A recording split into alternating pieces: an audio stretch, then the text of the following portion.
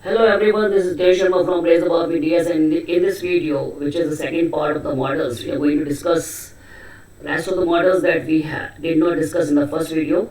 And let me start with this presentation.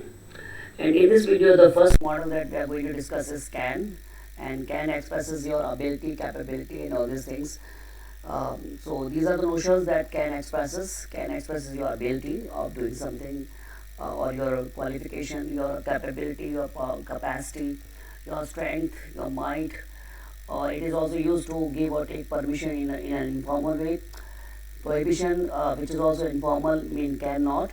And with verbs of perception like see, hear, feel, smell, touch, taste. So these are the usages of can, and in the next slide we have examples.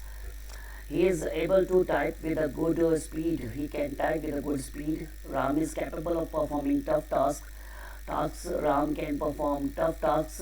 I can lift this heavy boulder as I have sufficient strength in me. I might ruler.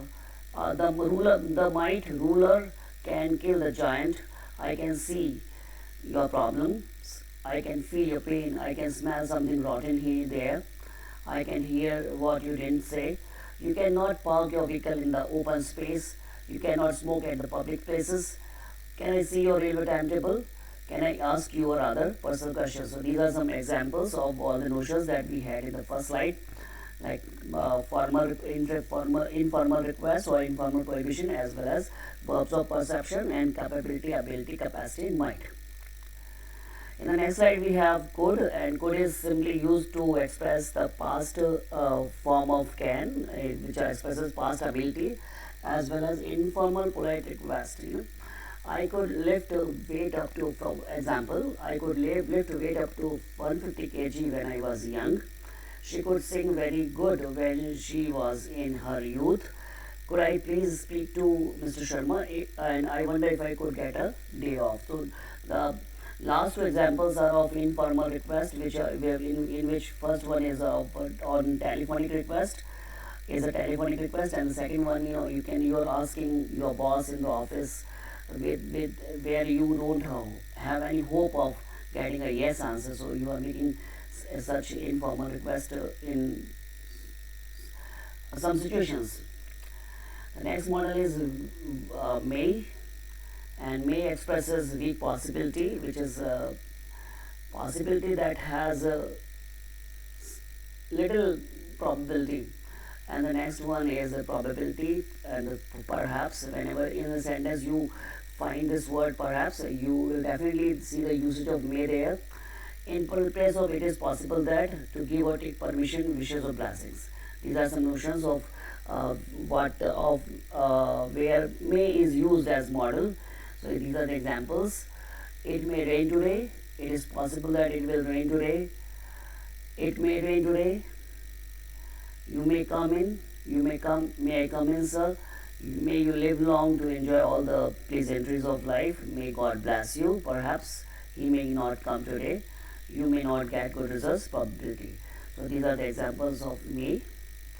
Now we proceed further into might, and might expresses remote possibility, in the where there's almost negative chances of something happening, but still you make some statement on your gut feeling or something. So you express remote possibility, and it is also used to express the past form of may.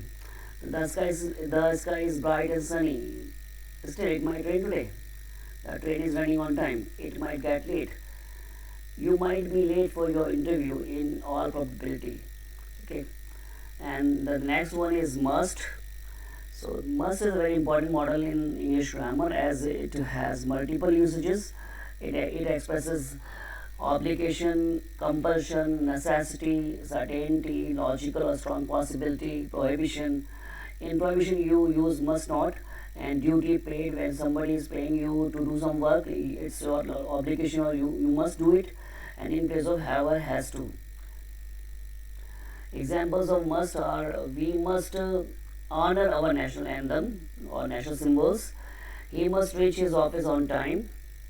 We must finish this work before Monday.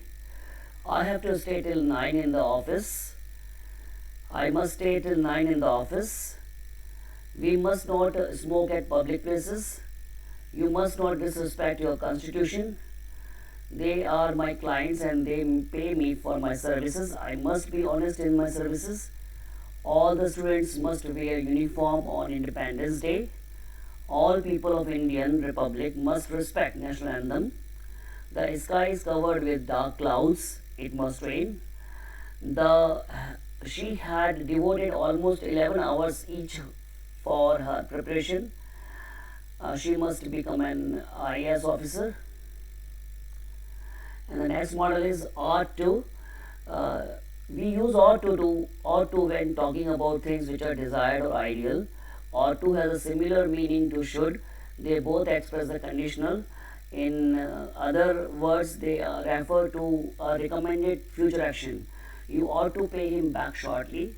You should pay him back in the near future. She ought not speak so loudly. It would be better if she didn't speak so loudly. You ought not to speak with your mouth full. You should not speak with your mouth full. Ought to, used less frequently than should. Ought to is always followed by a verb in the infinitive with to, except in the negative form where we don't need to add to. You ought not ask so many questions. It would be better if you didn't ask so many questions. Note, ought to does not have a past form. It is only used with reference to the present and the future. Ought to have plus past participle is used to express past regret. I ought to have kissed him when I had the chance. I regret not kissing him when I had a chance to. Ought to. Ought to is used to say what is the right thing to do, moral obligation. Used to say, ought to is used to say what you expect or would like to happen, expectation. Used to say what you advise or recommend, advisability. Used to say what has probably happened or is probably true, assumption or proposition. Examples of ought to are, they ought to have more parks in the city center. We ought to eat lots of fruits and vegetables every day. They ought to apologize. They ought to have apologized, but they didn't. Such things ought not to be allowed. He oughtn't to have been driving so fast. Formal. Ought I right to say thank you? Yes, I think you ought to. Children ought to be able to read by the age of 7. Nurses ought to earn more.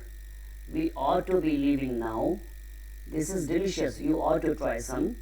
You ought to have come to the meeting. It was interesting.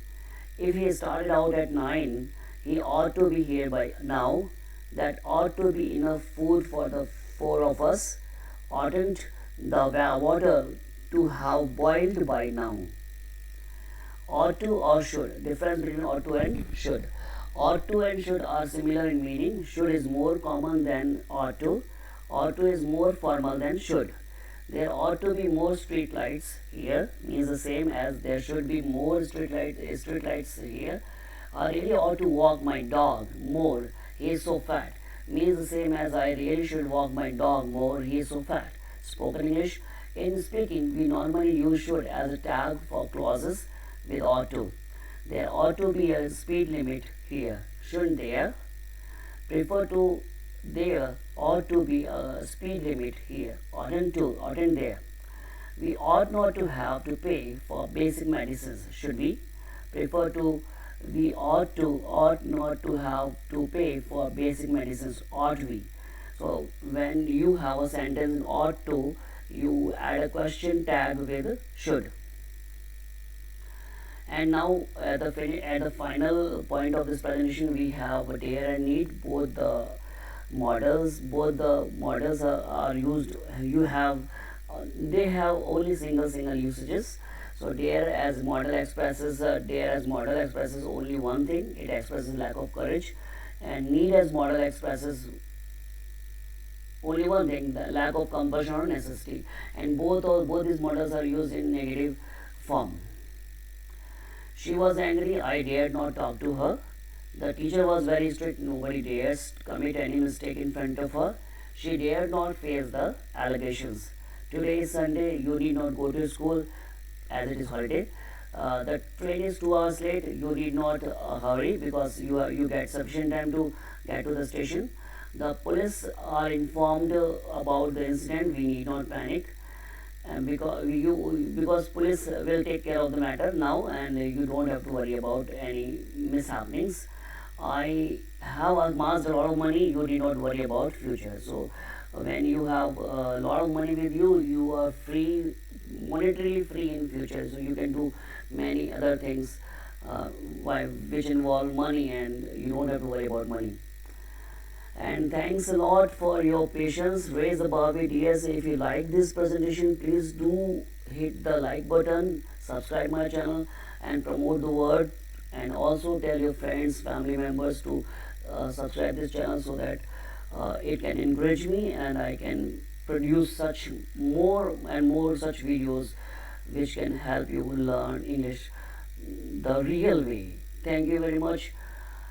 Hope you like the video and raise the bar with yes.